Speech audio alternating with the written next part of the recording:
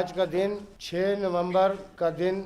اگرچہ پورے سال میں شاید ہی کوئی دن ایسا گزرتا ہو کہ جو کشمیریوں کو ان کا غم، ان کا ماتم، ان کا دکھ اور تکلیف دوبالا نہ کرتا ہو، لیکن یہ 6 نومبر کا بدقسمت دن بھی ایسا ہے کہ جس میں کشمیریوں کو اور خصوصی طور پہ جموں کے کشمیری جو 2,37,000 یا 2,47,000 کے قریب جن کی تعداد تھی، جن کو جس بے دردی کے ساتھ، جس حیوانیت اور درندگی کے ساتھ کاٹا گیا، اور 3 سے 4 لاکھ لوگ جموں کے رہنے والے مہاراجہ پٹیلہ کی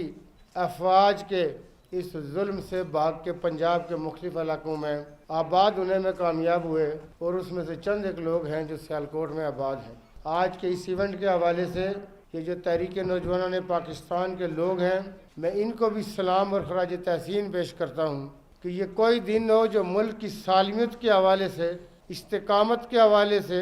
یا مسلح افواج پاکستان کے ساتھ کھڑے ہونے کے لیے موقع ہو، یہ اس دن پیش ہوتے ہیں، اور ہر آدمی کو، خواہ وہ ہندوستان کے اندر رہتا ہے یا ہمارے ملک کے اندر رہتا ہے، اس کو یہ للکارتے ہیں، یہ باہر نکلتے ہیں اور اس کو یہ بتاتے ہیں کہ قافلہ حسینی کے رہنے والے جب تک زندہ ہیں، اس ملک کے خلاف تم کبھی کوئی ایسی سوچ نہ رکھنا کہ تم ہمارے ملک کو کوئی نقصان پہنچا سکتا ہے۔ آپ یاد رکھیے کہ میں کئی مواقعوں پہ یہ کہتا ہوں کہ افواج کی بنیاد پہ اگر قوموں کو دبایا جا سکتا ہوتا تو پھر روس سے بڑی فوج کسی کے پاس نہیں تھی۔ اگر حالیہ سالوں میں دیکھیں، آپ دنیا کی تاریخ اٹھا کے دیکھیں کہ دنیا کی تاریخ مختلف اعتبار میں مختلف سٹیجز سے گزری ہے۔ بڑے ملکوں نے کئی بڑے ملکوں کو کالونی بنایا ہوا تھا، لیکن پچھلے 500-600 سالہ تاریخ کے اندر دنیا میں جو انقلابات اور آزادی کی لہر چلی ہے، بڑے سے بڑے ملک کو پیچھے ہٹنا پڑا۔ لوگوں کو وہ حق جو ان کا بنیادی حق ہے، جو ان کی ماؤں نے ان کو دیا تھا آزادی کا، ملکوں کو پیچھے ہٹنا پڑا اور لوگوں کو آزادی دینی پڑی۔ لیکن یہ بات اگر کسی کی سمجھ میں نہیں آتی تو جو ہمارے پڑوس میں رہنے والا جو اکھنڈ بھارت کے خواب دیکھتا ہے، جس کا عقل اور شعور میں یہ سمجھتا ہوں کہ معاف ہو چکا ہے، نہ صرف وہ اس خطے کو انتہائی میں یہ سمجھتا ہوں کہ خطرات سے دوچار کر چکا ہے، لیکن وہ آگ کے ساتھ کھیل رہا ہے۔ وہ شاید اس صورتحال سے آگاہ نہیں ہے کہ یہ آگ ساری دنیا کو اپنی لپیٹ میں لے گی۔ اور ریکارڈ ہے، میں یہ کہتا ہوں کہ جنگ عظیم اول، جنگ عظیم دوم نے شاید دنیا کو اتنا نقصان نہیں پہنچایا تھا، لیکن اگر جنگ ہوئی، تیسری بڑی عالمی جنگ ہوئی، تو وہ کشمیر کی وجہ سے ہوگی۔ اور ہندوستان اس بات کو بھولے بیٹھا ہے کہ یہ پاکستان والے، کشمیر والے نہیں، ہندوستان کے اندر رہنے والے وہ 27 کروڑ جو جذبہ ایمانی بھی رکھتے ہیں اور جو کلمہ طیبہ لا الہ الا اللہ محمد رسول اللہ پہ ایمان بھی رکھتے ہیں، جن سے آج ہندوستان 100 سالہ تاریخ کے باوجود ان کو کہتا ہے کہ اپنی شہریت ثابت کرو۔ یہ کون لوگ ہیں؟ یہ گوری کون تھے؟ یہ ابدالی کون تھے؟ تو اگر اتنا اس لیول پہ تھا تو نہ یہاں گوری آتے نہ ابدالی آتے، یہ وہی نسلیں ہیں۔ تو تاریخ کو جھٹلا نہیں سکتا، تو تاریخ کو بلا نہیں سکتا، اور اس بات کو یاد رکھ کہ دنیا آگ کی لپیٹ میں آئے گی۔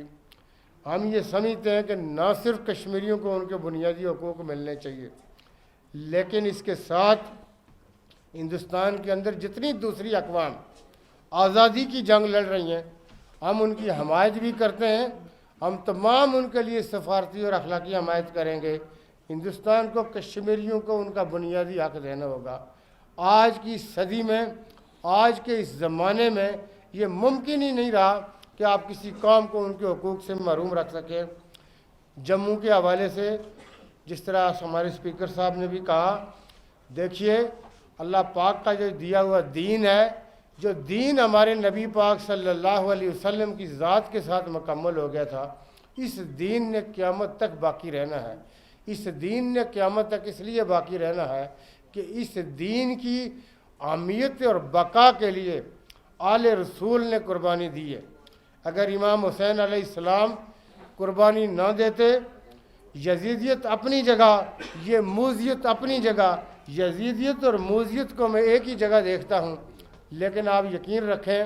کہ امام حسین علیہ السلام میدان کے جنگ میں نہیں اترے تھے. اگر وہ اترتے اور علی کا بیٹا اور فاطمہ کا بیٹا اس کے ساتھ 30,000 50,000 کی افواج نہ ہوتی, وہ صرف اپنے خاندان کے 70 لوگوں کے ساتھ جا رہے تھے. لیکن ان کی قربانی نے اللہ پاک نے کروانا تھا, اس لیے کہ اس اسلام نے باقی رہنا ہے, اور اس قافلہ حسینی کے لیے چلنے والے, اس راہ پہ چلنے والے دنیا میں کبھی کم نہیں ہو سکتے.